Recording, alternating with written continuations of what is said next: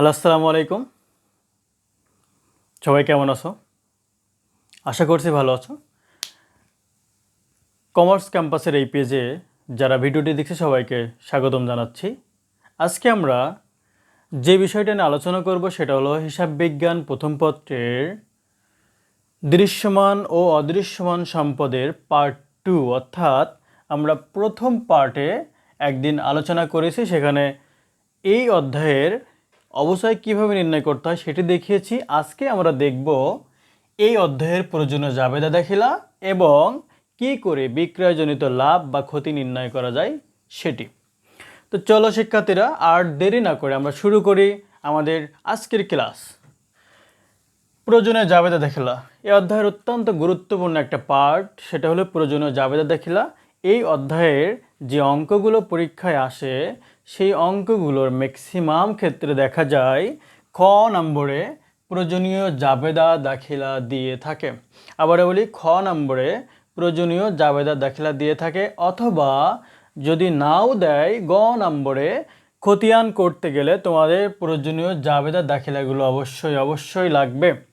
তো দেখো, আমরা প্রথম ক্লাসে যে 4টা পদ্ধতি নিয়ে আলোচনা করেছিলাম, আমরা বলেছিলাম 4টা পদ্ধতির পার্থক্য শুধুমাত্র অবচয় নির্ণয়ের ক্ষেত্রে, অন্য কোনো ক্ষেত্রে এর পার্থক্য নেই। সুতরাং আজকে দেখো, আমরা যে প্রয়োজনীয় জাবেদা দাখিলা নিয়ে আলোচনা করছি, এইখানে পুরো বোর্ডের দিকে তাকাও, সেখানে কোথাও দেখো কোনো নির্দিষ্ট পদ্ধতির কথা উল্লেখ নাই।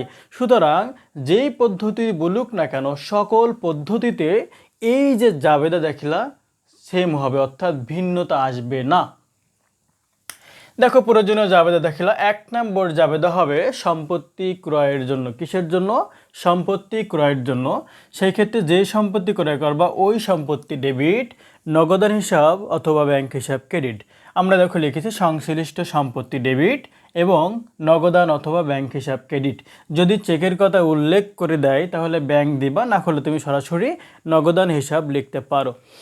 দেখো, এই ক্ষেত্রে সম্পত্তির মোট ক্রয় মূল্য টাকা আসবে। আমরা জানি সম্পত্তির মোট ক্রয় মূল্য মানে হচ্ছে সম্পত্তির যে ক্রয় মূল্য তার সাথে আনুষঙ্গিক খরচ যোগ করলে যে টাকাটি পাওয়া যায় সেটা হলো সম্পত্তির মোট ক্রয় মূল্য। সুতরাং ওই টাকাটা তোমাকে এই জাবেদায় বসাইতে হবে।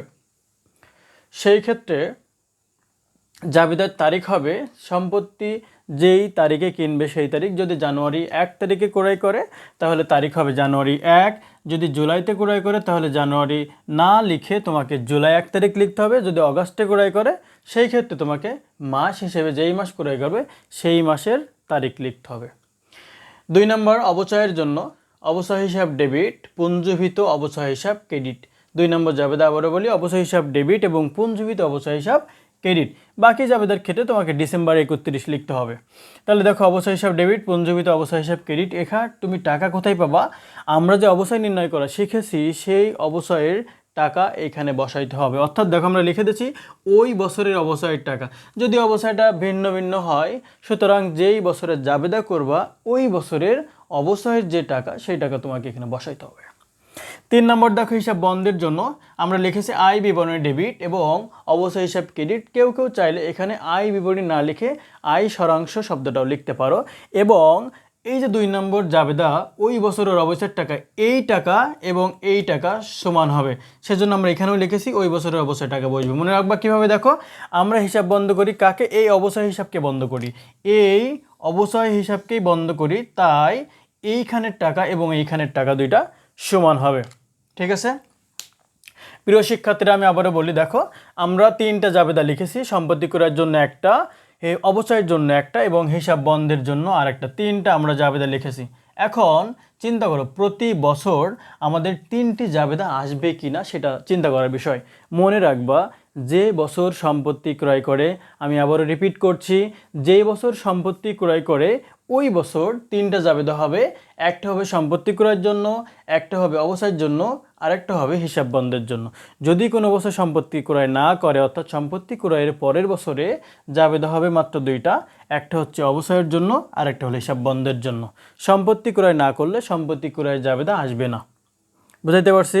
এইবার দেখো, আমরা অতিরিক্ত একটা জাবেদা লিখেছি 4 নম্বর জাবেদা। এটা প্রত্যেক অঙ্কে থাকবে এমনটা না, বেশিরভাগ ক্ষেত্রে থাকবে না ধরে নিতে হবে। কারণ লাভ ক্ষতির ব্যাপারটা হচ্ছে যদি প্রশ্নে সম্পত্তি বিক্রয়ের কথা বলে দেয়, আবারও বলি, যদি প্রশ্নে সম্পত্তি বিক্রয়ের কথা বলে দেয় সেই ক্ষেত্রে সম্পত্তির বিক্রয়জনিত লাভ ক্ষতির জন্য একটা জাবেদা দিতে হবে। সেই ক্ষেত্রে দেখো দুইটা, লাভ হলে একরকম জাবেদা দিতে হয়, ক্ষতি হলে আর এক রকম জাবেদা দিতে হয়। লাভ হলে একরকম, ক্ষতি হলে আর এক রকম। দুইটার মধ্যে যদি একটু দেখাই, দেখো নগদান হিসাব ডেবিট, পুঞ্জীবিত অবস্থায় ডেবিট এবং ওই সম্পত্তি ক্রেডিট, এই তিনটায় মিল আছে। অর্থাৎ নগদান হিসাব ডেবিট, পুঞ্জীবিত অবস্থায় হিসাব ডেবিট এবং ওই সম্পত্তি ক্রেডিট হবে। পার্থক্য কোথায়? যদি ক্ষতি হয় ক্ষতিটা ডেবিট দিকে বসবে, আর যদি লাভ হয় তাহলে লাভটা বসবে ক্রেডিট দিকে। এখন দেখো এখানে আমরা টাকাটা কিভাবে পাবো, আমি আবারও বলি, এই জাবেদা দিতে হবে শুধুমাত্র সম্পত্তি বিক্রয় করে যদি লাভ বা ক্ষতি হয় সেই ক্ষেত্রে, না হলে তোমাকে এই তিনটা জাবেদার ভিতরে সীমাবদ্ধ থাকতে হবে। সেই ক্ষেত্রে তুমি জাবেদা যখন তুমি লাভ বা ক্ষতি হবে তখন জাবেদা দিবা কি, নগদান হিসাব ডেবিট, অর্থাৎ সম্পত্তি যত টাকায় বিক্রি করবে, যেহেতু এটা লেখা নেই রিপিট করে নাও এবং লিখে নেবা। নগদান হিসেবে বসবে সম্পত্তির বিক্রয় মূল্য, অর্থাৎ যত টাকায় সম্পত্তি তুমি বিক্রয় করেছো সেই টাকা ডেবিট দিকে বসাইতে হবে। পুঞ্জীবিত অবস্থায় সম্পত্তি যেদিন ক্রয় করেছিল সেই দিন থেকে যেদিন বিক্রি করছে এই সবগুলো অবস্থায় যোগ করলে যেই টাকা পাওয়া যায় তার নামই হচ্ছে এই পুঞ্জীবিত অবস্থায়। ধরো 2011 সালের জানুয়ারি মাসে ক্রয় করেছো, 2014 সালের জুলাই মাসে যে বিক্রি করতেছো, তাহলে 11, 12, 13 এবং 14 সালে যে 6 মাস, এই 3.5 বছরের অবচয় যোগ করলে যেটা পাবা তার নামই হচ্ছে এই পুঞ্জীবিত অবচয়। সেই টাকাটা তোমাকে এখানে বসাইতে হবে। এইপর দেখো সম্পত্তি বিক্রয় যদি ক্ষতি হয় তাহলে ক্ষতির টাকা বসাইতে হবে, আর যদি লাভ হয় তাহলে লাভের টাকা বসাইতে হবে। আর যে সম্পত্তির মোট ক্রয় মূল্য ছিল এখানে ওই সম্পত্তির মোট ক্রয় মূল্যটি লিখতে হবে। তাহলে দেখো সম্পত্তির বিক্রয়জনিত লাভ বা ক্ষতি এটা প্রশ্নে কখনোই দেওয়া থাকবে না। তোমাকে বিক্রয়জনিত লাভ বা ক্ষতি নির্ণয় করতে হবে। তবে সুবিধা হলো কি, অধিকাংশ অঙ্কের ক্ষেত্রে যখন সম্পত্তির বিক্রয়জনিত লাভ বা ক্ষতি হয়, এই বিক্রয়জনিত লাভ বা ক্ষতির সময় ক নম্বরে সম্পত্তির বিক্রয়জনিত লাভ অথবা ক্ষতি নির্ণয় করতে বলে। যদি নাও বলে আমাদের জাবেদার প্রয়োজনে আমাদেরকে রাফে সম্পত্তির বিক্রয়জনিত লাভ বা ক্ষতি নির্ণয় করে নিতে হবে। দেখো সম্পত্তির বিক্রয়জনিত লাভ বা ক্ষতি নির্ণয় আমরা কিভাবে করব সেটা এখন দেখব। সেটি হলো সম্পত্তির বিক্রয় মূল্য থেকে পুস্তক মূল্য বাদ দিলে সম্পত্তির বিক্রয়জনিত লাভ বা ক্ষতি পাবা। আমি আবারও বলি, সম্পত্তির বিক্রয় মূল্য থেকে পুস্তক মূল্য বা লিখিত মূল্য বাদ দিলে যে টাকা পাওয়া যাবে সেটা হলো সম্পত্তির বিক্রয়জনিত লাভ বা ক্ষতি। যদি এইখান থেকে এই টাকাটা বাদ দেওয়ার পরে প্লাস ফিগার আসে তাহলে সম্পত্তির বিক্রয়জনিত লাভ, আর যদি মাইনাস ফিগার আসে তাহলে সম্পত্তির বিক্রয়জনিত ক্ষতি। এখন দেখো পুস্তক মূল্য বা লিখিত মূল্য এটা কি প্রশ্নে দেওয়া থাকবে? না, তোমাকে এই পুস্তক মূল্য বা লিখিত মূল্যটি বের করে নিতে হবে। কিভাবে? সম্পত্তির ক্রয় মূল্যের সাথে অন্যান্য খরচ যোগ করে যেই টাকাটা হয় সেটি প্রথমে লিখতে হবে, অর্থাৎ সম্পত্তির মোট ক্রয় মূল্যর টাকা তোমাকে লিখতে হবে। তারপর সেখান থেকে এই যে বলেছিলাম পুঞ্জীবিত অবস্থায় কীভাবে বের করতে হয়, সেই পুঞ্জীবিত অবস্থায় টাকা বাদ দিলে যেটা পাওয়া যাবে সেটার নামই হচ্ছে এই পুস্তক মূল্য বা লিখিত মূল্য। অনেক সময় ক নম্বরে এটা দিতে পারে, লিখে নাও। সেটা হলো পুস্তক মূল্য বা লিখিত মূল্য সূত্র হলো সম্পত্তির মোট ক্রয় মূল্য থেকে পুঞ্জীবিত অবস্থায় বাদ দিলে যেটা পাওয়া যায় তার নামই হচ্ছে এই পুস্তক মূল্য বা লিখিত মূল্য। দেখো সম্পত্তির বিক্রয়জনিত লাভ বা ক্ষতি এটা আমি আরেকবার দেখাচ্ছি। সম্পত্তির বিক্রয় মূল্য থেকে এই পুস্তক মূল্য এটি বাদ দেওয়ার পরে যেই টাকাটা পাবা এই টাকার নামই হচ্ছে সম্পত্তির বিক্রয়জনিত লাভ বা ক্ষতি। লাভ হইলে ক্রেডিট দিকে বসবে আর ক্ষতি হলে ডেবিট দিকে বসবে। প্লাস ফিগার আসলে লাভ, মাইনাস ফিগার আসলে ক্ষতি। দেখো এই ক্ষেত্রে আমরা আজকের ভিডিওতে প্রয়োজনীয় জাবেদা দেখলাম এবং একই সাথে সম্পত্তির বিক্রয়জনিত লাভ বা ক্ষতি শিখলাম।